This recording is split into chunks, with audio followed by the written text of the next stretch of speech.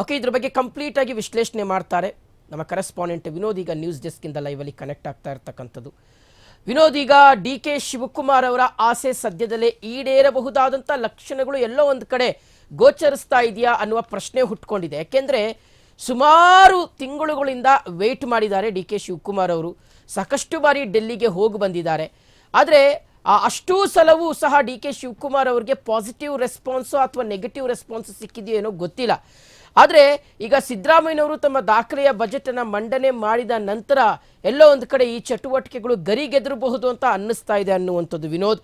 So ಈಗ ನಿನ್ನೆ ಮಲ್ಲಿಕಾರ್ಜುನ ಖರ್ಗೆ ಅವರಿಗೆ ಜೊತೆಗೆ ಡೆಲ್ಲಿಗೆ ಹೋಗಿರ್ತಕ್ಕಂಥ ಡಿ ಕೆ ಶಿವಕುಮಾರ್ ಅವರು ಯಾವ ರೀತಿಯಾದಂಥ ಸಂದೇಶವನ್ನು, ಯಾವ ರೀತಿಯಾದಂಥ ಒಂದು ಮೆಸೇಜನ್ನು ರಾಜ್ಯಕ್ಕೆ ತೆಗೆದುಕೊಂಡು ಬರ್ತಾರೆ, ಏನು ನಡೀತಾ ಇದೆ ಕಾಂಗ್ರೆಸ್ ಪಾಳ್ಯದಲ್ಲಿ ಅನ್ನುವಂಥದ್ದು ವಿನೋದ್. ಶಿವಶಂಕರ್ ಈ ಒಂದು ಕುರ್ಚಿ ಕಿತ್ತಾಟಕ್ಕೆ ಕ್ಲೈಮ್ಯಾಕ್ಸ್ ಬಂತ ಅನ್ನೊಂದು ಪ್ರಶ್ನೆ ಎಲ್ಲರಿಗೆ ಕಾಡುತ್ತಿದೆ. ಯಾಕಂದ್ರೆ ಈಗ ನೋಡಿ, ಇಷ್ಟು ದಿನ ಕುರ್ಚಿ ಕಿತ್ತಾಟ ಅನ್ನೋದೇನಿತ್ತು ಒಂದು ವೇದಲ್ಲಿ ನಡೀತಾ ಆದ್ರೆ ಯಾವಾಗ ಬಜೆಟ್ ಅಧಿವೇಶನ ಆಯಿತು ಮತ್ತು ಬಜೆಟ್ ಮಂಡನೆ ಆಯಿತು, ಅದಾದ ಬಳಿಕ ಈ ಒಂದು ಸ್ವರೂಪ ಕುರ್ಚಿ ಕಿತ್ತಾಟ ಅನ್ನೋ ಸ್ವಲ್ಪ ತೀವ್ರ ಸ್ವರೂಪವನ್ನು ಪಡೆದುಕೊಂಡಿದೆ. ನೋಡಿ, ಒಂದು ಕಡೆ ಈಗ ಚಿಕ್ಕ ಒಂದು ಉದಾಹರಣೆ ಇದ್ದಾರೆ.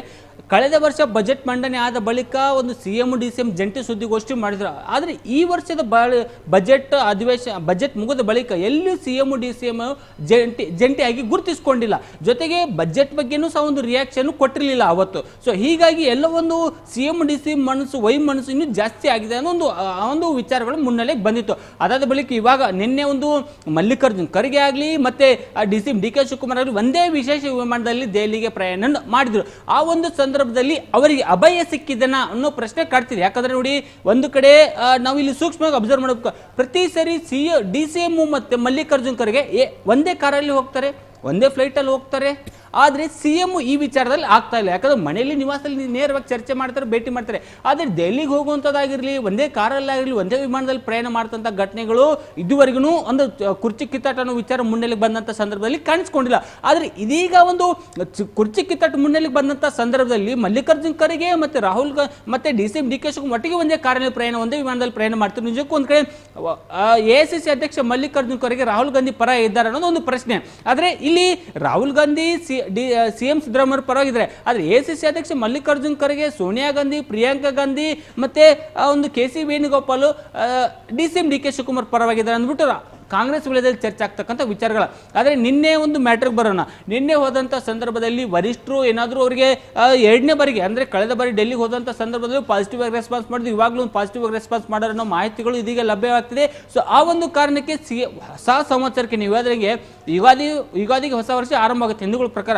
ಅದೇ ಯುಗಾದಿ ಮಾರನೇ ದಿನ ಅಥವಾ ಯುಗಾದಿ ಕಳೆದ ಬಳಿಕ ಒಂದು ಹೊಸ ಸಂವತ್ಸರಕ್ಕೆ CM ಆಗುವ ಸಾಧ್ಯತೆಗಳು ಲಕ್ಷಣ ದಟ್ಟವಾಗಿದೆ ಅನ್ನೋದು ಪ್ರಶ್ನೆ. ಯಾಕಂದ್ರೆ ನೋಡಿ, ಇದೀಗ ಆಗ್ತಕ್ಕಂಥ ಬದಲಾವಣೆಗಳು DCM DK ಶಿವಕುಮಾರ್ ಎಲ್ಲಿ ಕಾಣಿಸ್ಕೋತಾ ಇಲ್ಲ. ಜೊತೆಗೆ ವರಿಷ್ಠರ ಜೊತೆ ಬಜೆಟ್ ಮಂಡನೆ ಆದ ಬಳಿಕ ಒಂದು ವರಿಷ್ಠರನ್ನು ದೆಹಲಿಗೆ ಹೋಗಿ ಭೇಟಿ ಮಾಡಿದ್ದು. ಸೊ ಹೀಗಾಗಿ ಎಲ್ಲೋ ಒಂದು ಕಡೆ DCM DK ಶಿವಕುಮಾರ್ಗೆ ಒಂದು ಕುರ್ಚಿದು ಸಿಗುವ ಸಾಧ್ಯತೆ ದಟ್ಟವಾಗಿದೆ. ಅಂದರೆ ಮತ್ತೊಂದು ಕಡೆ ನಿನ್ನೆ ಹೋದಂಥ ಸಂದರ್ಭದಲ್ಲಿ 2 ಹಕ್ಕನ್ನು ಪ್ರತಿಪಾದನೆ ಮಾಡಿ ಬಂದಿದ್ದಾರೆ ಅನ್ನುವ ಮಾಹಿತಿಗಳು ಆ ಮೂಲಗಳ ಪ್ರಕಾರ ಲಭ್ಯ ಆಗಿದೆ. ಒಂದು, ನೀವು KPCC ಅಧ್ಯಕ್ಷ ಸ್ಥಾನ ಒಂದು ಬೇರೆದಾರು ಕೊಡ್ತಾರೆ, ನನಗೆ CM ಸ್ಥಾನ ಕೊಡಿ, ನಾನು ಬಿಟ್ಟು ಕೊಡ್ತೀನಿ KPCC ಅಧ್ಯಕ್ಷ ಸ್ಥಾನನ, ಅದರಲ್ಲಿ ಏನು ನನಗೆ ಇಶ್ಯೂ ಇಲ್ಲ.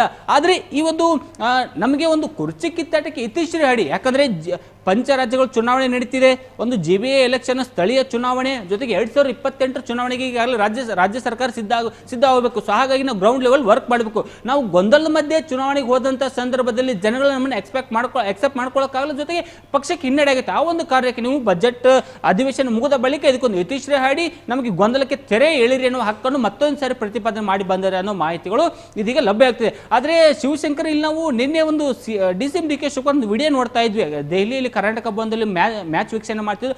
ಆ ಒಂದು ಸಂದರ್ಭದಲ್ಲಿ ಅವ್ರ ಮುಖದಲ್ಲಿರ್ತಕ್ಕಂಥ ಒಂದು ಕಳೆ ನೋಡಿದ್ರೆ ಎಲ್ಲ ಒಂದು ವರಿಷ್ಠರು ಅವರಿಗೆ ಮತ್ತೊಂದು ಬಾರಿ ಒಂದು ಪಾಸಿಟಿವ್ ಆಗಿ ರೆಸ್ಪಾನ್ಸ್ ಮಾಡಿದರೆ. ಮತ್ತೆ ಕುರ್ಚಿ ಕಿತ್ತಾಟ ಅನ್ನೋದಕ್ಕೆ ಒಂದು ಏನು ವೇಗ ಇದು ಇತ್ತಲ್ಲ, ಕುರ್ಚಿ ಕಿತ್ತಾಟ ಕದನಕ್ಕೆ ಮತ್ತು ಸ್ವಲ್ಪ ವೇಗ ಕೊಡ್ತಿದ್ದಾರೆ ಅನ್ನೋ ಮಾಹಿತಿಗಳು ಇದೀಗ ಲಭ್ಯ ಆಗ್ತಿದೆ.